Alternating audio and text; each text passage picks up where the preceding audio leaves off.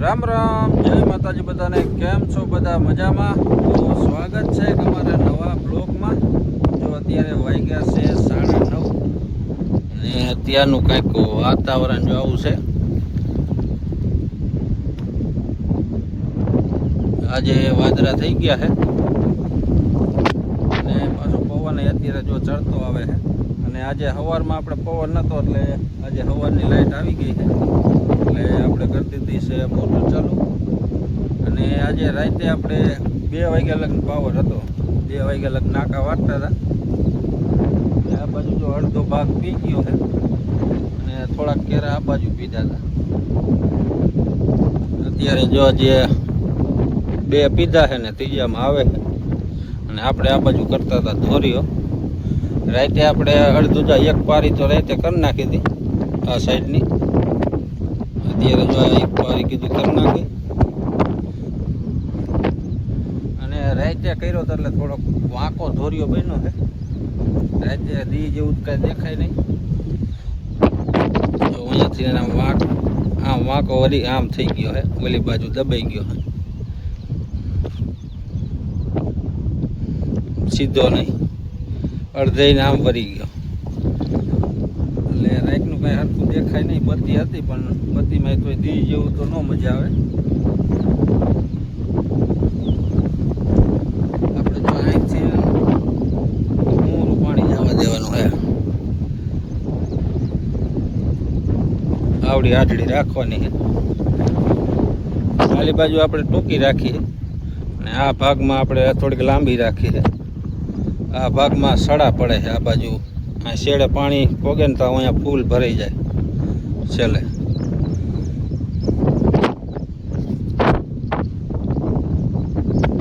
અને આ બાજુ જો આપણે ઓલી જાહેર વાવીની મસ્ત મજાની ઉગી ગઈ છે.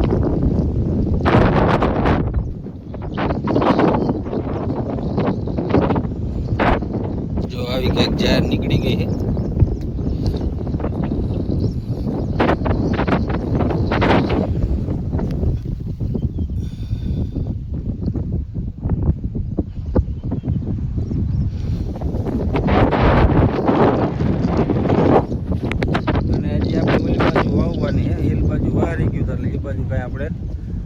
વાવી નથી.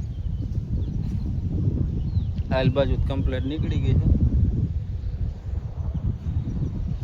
તો હાલો આપણે જો એક દોરિયાની પારી ચડાવવાની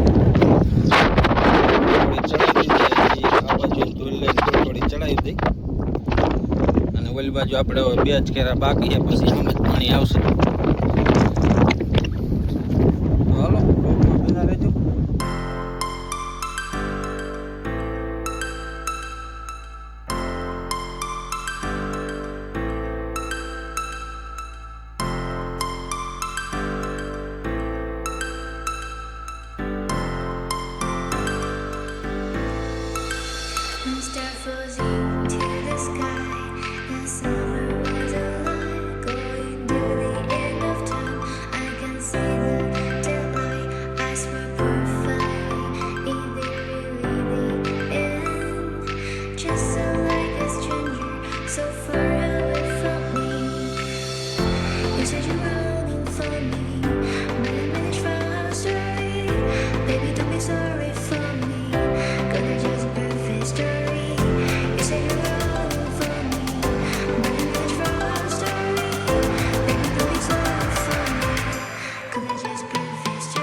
જો અત્યારે વાગ્યા છે 5:30 અને જો આ બાજુ મસ્ત મજાનું બકાલું થઈ ગયું છે.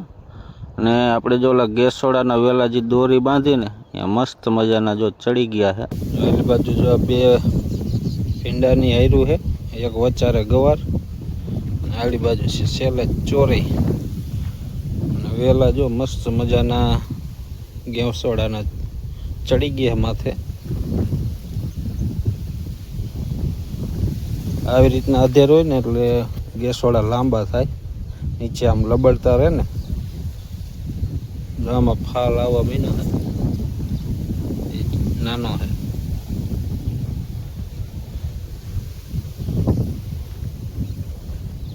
આલી બાજુ હતી આપણે કાંકડીમાં ફાલ આવવા મીનો છે. જો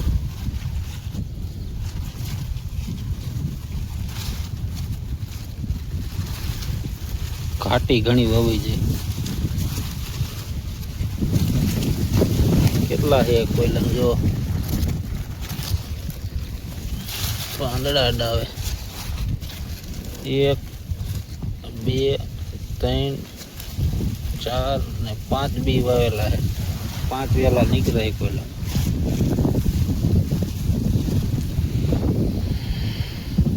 અત્યારનું કંઈક વાતાવરણ જેવું છે.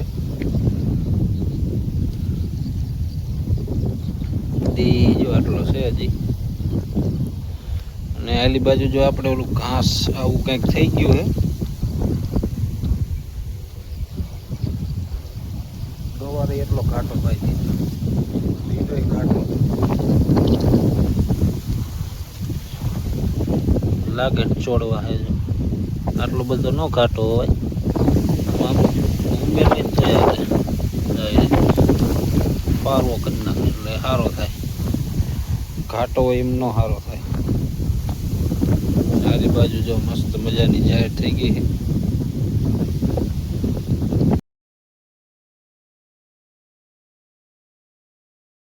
તો આજે છે બીજો દિવસ અને અત્યારે ટાઈમ થયો છે 8:30 અને આપણે જો આ બાજુ હજી પાવાનું જે કાઠડી લઈ ગઈ છે એટલે આજે હજી બપોર લગન પાણી આવશે આ બાજુ.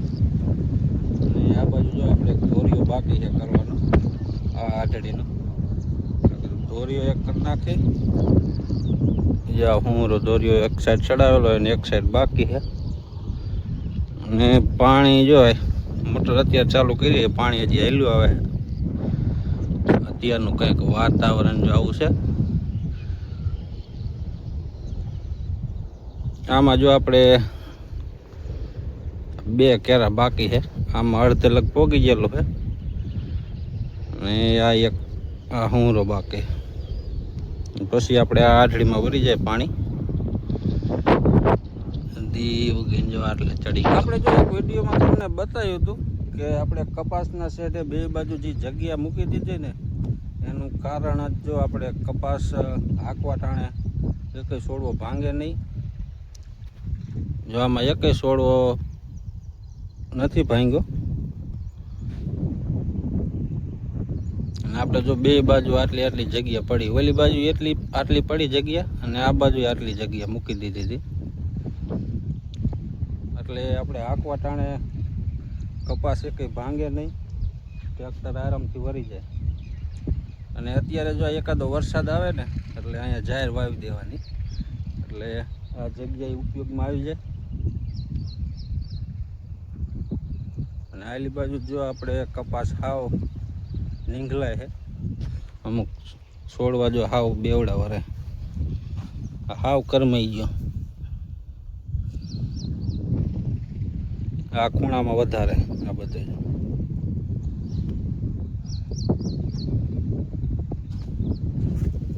અને હવે આપણે પાવાનું રહ્યું છે જો આટલું આ ખૂણો. આમાં પાણી આવે છે ત્યાંથી જો આટલું છે. આ છે લગભગ 12-13 કેરા જેવું છે.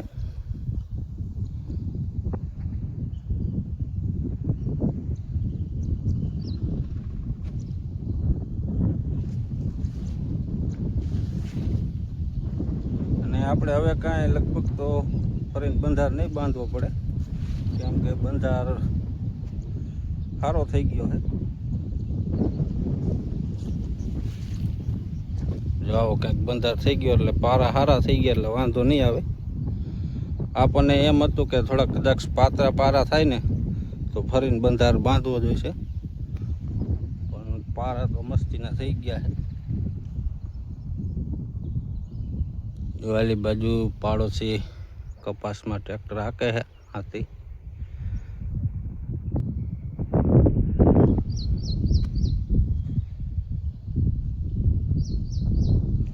તો હાલો આજનો બ્લોગ અહીંયા સુધી. મળી પછી કાલ નવા બ્લોગમાં. અને અમારો બ્લોગ કેવો લાગ્યો જરાક કોમેન્ટ કરતા જજો.